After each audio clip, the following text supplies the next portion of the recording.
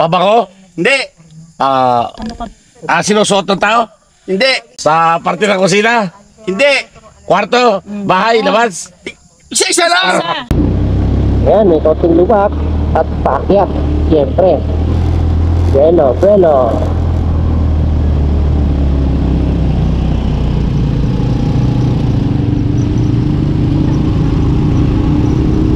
Tabi na tayo. Pati ako.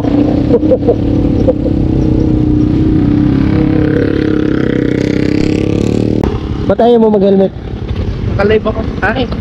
Alam ko kasi may naantay tayo. Wala na, diretso na sila lahat. Teaser mulong na lang. Antayin natin doon sa PAMI siguro.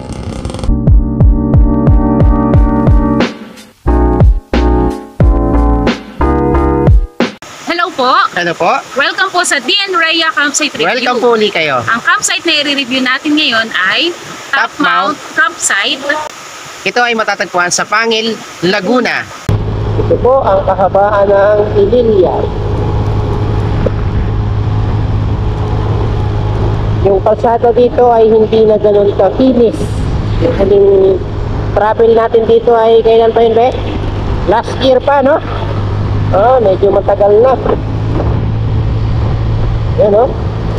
Dati ang kinis-kinis itong kalsada na to.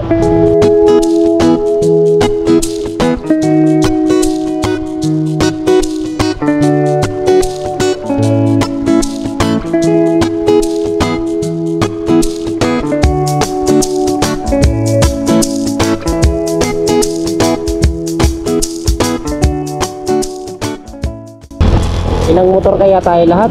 Bilangin natin. Permulong. Isa. Jeff. Binso. Lance. Vic. Kahit lahat. Wati.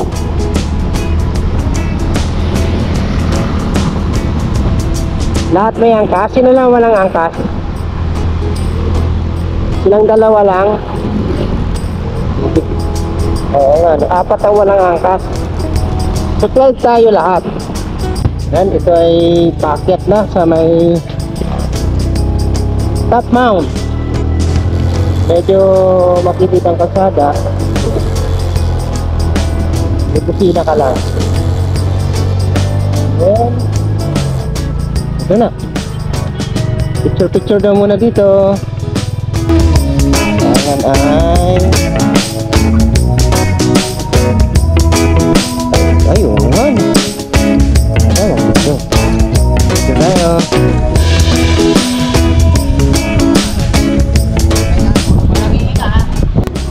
Wow, grabe oh. Gubat na gubat talaga. Oh. Ano to? Naiba na yata to. Galaan! Wow. Ha? Galalan. Talak galaan.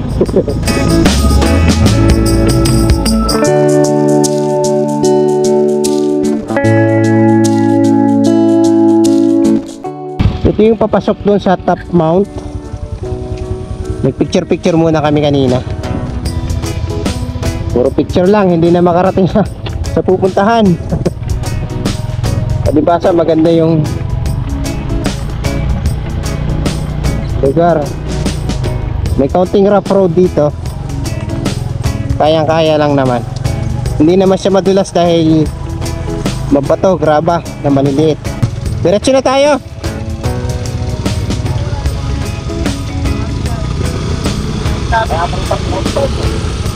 Meron namang ano karatula na Top Mount Farm.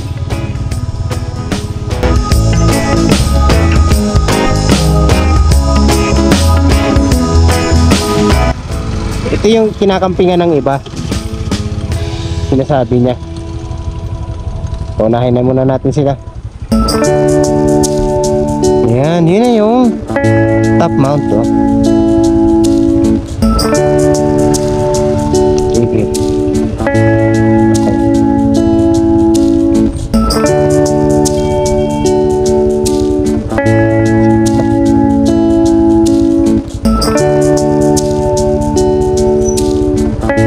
naman ay graba na may halong putik.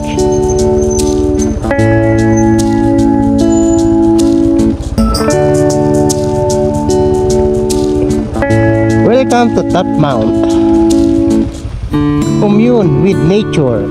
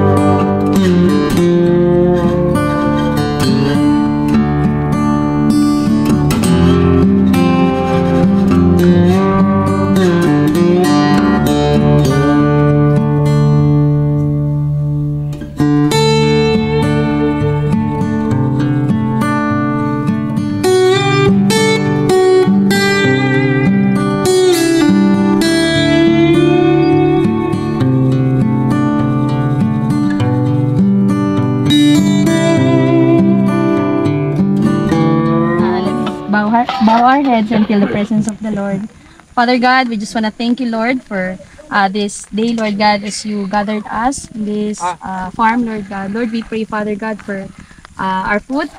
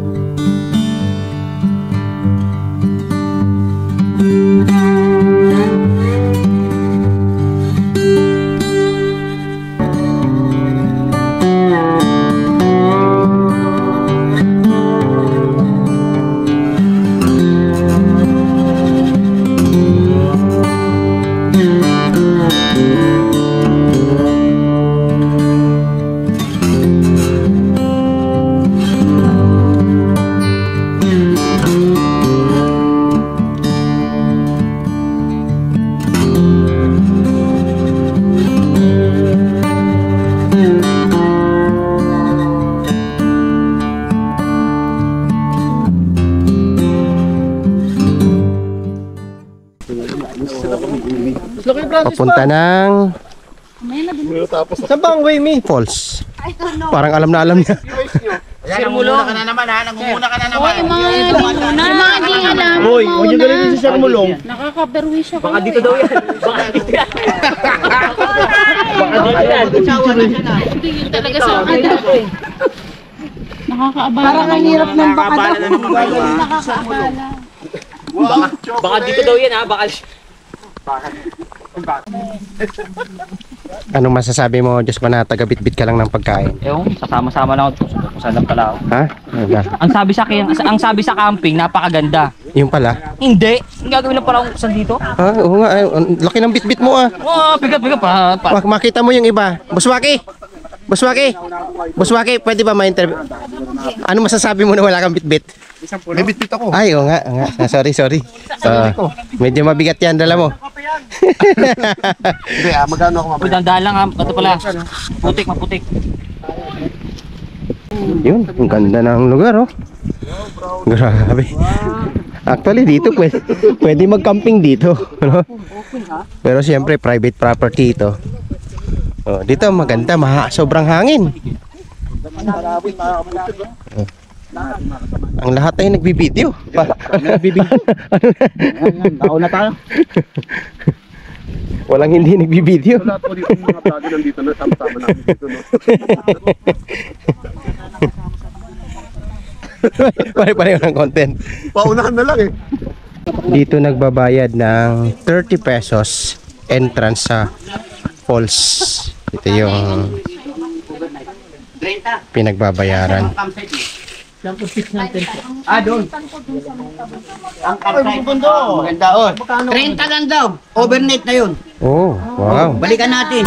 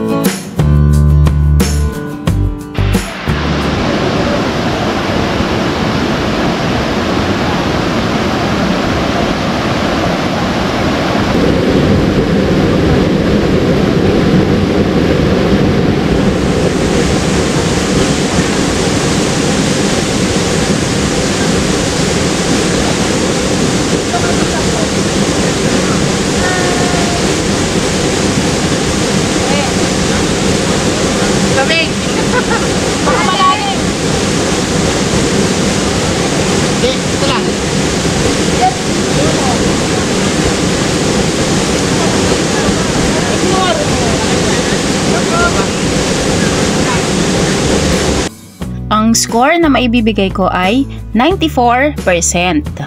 Sa akin naman, ito ay may bibigyan ko rin ng 94%. Ang recommendation naman na maibibigay ko ay i-flatten yung tent pitching area. Sa akin naman ay isa lang din. Mag-build sila o mag-construct sila ng washing area para sa mga campers, particular sa mga campers. Dahil ang iba naman doon ay para naman sa mga nag-glamping. Ang final grade ng Top Mount Farm and Campsite ay 94%. Ito ay highly recommended natin sa mga campers talaga at pwede rin sa mga mag-glamping dahil malalaki naman yung mga glamping house nila doon. At syempre may presyo nga lang. Itong camping overnight nila ay nagre-rate lang ng 150 at ang tent pitching nila ay 100 pesos lang. Ang location ng Top Mount Farm and Campsite ay nasa pinaka-top talaga. Kaya naman ang moral lesson natin dito ay layers. Layers made up of stability, security, and speciality. Being stable, ito ang pundasyon ng isang bundok o kung ano man bagay na nakikita natin sa may layers.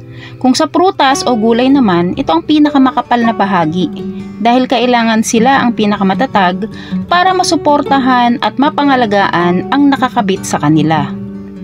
Being secure, ito naman ang pangalawang layer or pangalawang balat ng prutas o gulay. Sa tingin natin ay hindi ganun kaimportante ang gampanin niya. Siya kasi ang pangbalanse sa mga layers. Neutral lang siya. Being special, ito naman ang nakapwesto sa pinakatuktok or yung pinakalaman ng prutas o gulay. Ito daw ang pinakaimportante sa lahat, kaya siya ang nakakatamasa ng pinakamaganda at pinakamakukulay na dekorasyon. Kung isasabuhay natin ang mga layers na ito, ano ba ang pipiliin natin? Maging malakas at matatag para sa umaasa sa atin? O doon tayo sa neutral lang, pwedeng maging matatag, pwedeng hindi? Mas gugustuhin mo ba na tratuhin ka na laging espesyal, umaasa na lamang sa effort at tulong ng iba? Anong bahagi nga ba ng cake ang mahalaga? Sabi ng iba, icing daw. Kung kaya't inilalagay ito sa ibabaw. Ginagawang dekorasyon. At icing din ang ginagamit panulat para sa marka ng okasyon. Sabi naman ng ilan, ang icing ay damit lamang ng totoong cake na nasa loob. Ang nasa loob raw ang totoong nakakabusog. Katamtaman ng lasa, hindi matamis at hindi rin matabang. Kung iisipin, mas mahalaga rin ang gampanin ng cake board. Ito ang nagsisilbing tungtungan ng cake para makita ang kabuuang hugis nito. Madalas, tinitingnan natin ang isang bagay nang higit pa sa isa. Pinaparami natin ang totoong dapat ay isahan. Kung kaya't ang isang malakas ay nakikitaan natin ng kahinaan. ang isang maganda ay may kapintasan at ang isang kumpletong masaya ay nagkakaroon ng pagkukulang. Bakit cake ang tinitingnan natin sa isang handaan? Hindi ba dapat tingnan natin ang kagandahan ng isang taong nagdiriwang? Yun po ang moral lesson na natutunan namin sa Top Mount Farm and Campsite. Maraming salamat po sa lahat ng mga nanonood at nagsusubscribe. Sa mga hindi pa nakaka-subscribe, mag-subscribe na po kayo. At abangan nyo pa ang mga susunod na incoming campsite review namin na nakapilap. Let's get closer to nature. Let's go!